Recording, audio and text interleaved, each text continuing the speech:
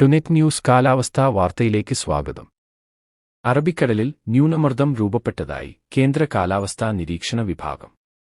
മധ്യകിഴക്കൻ അറബിക്കടലിൽ വടക്കൻ കർണാടക, ഗോവ തീരത്തിനു മുകളിലായാണ് ന്യൂനമർദ്ദം രൂപപ്പെട്ടിരിക്കുന്നത്.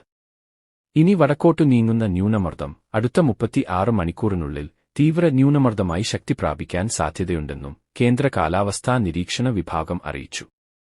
ന്യൂനമർദ്ദം രൂപപ്പെടുന്നതിന്റെ ഭാഗമായി കേരളത്തിൽ കഴിഞ്ഞ ദിവസങ്ങളിൽ ലഭിച്ചിരുന്ന ശക്തമായ മഴയ്ക്ക് ഇന്നലെ മുതൽ കുറവ് അനുഭവപ്പെടുന്നുണ്ട്.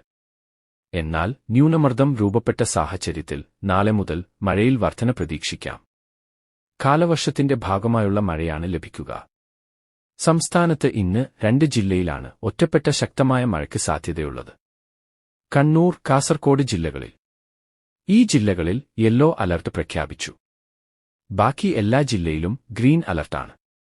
അതേസമയം മറ്റന്നാൾ മുതൽ വീണ്ടും അതിശക്തമായ മഴയ്ക്ക് സാധ്യതയുള്ളതിനാൽ വിവിധ ജില്ലകളിൽ ഓറഞ്ച് അലർട്ട് നൽകിയിട്ടുണ്ട്.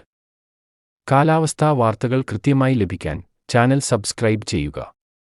നന്ദി.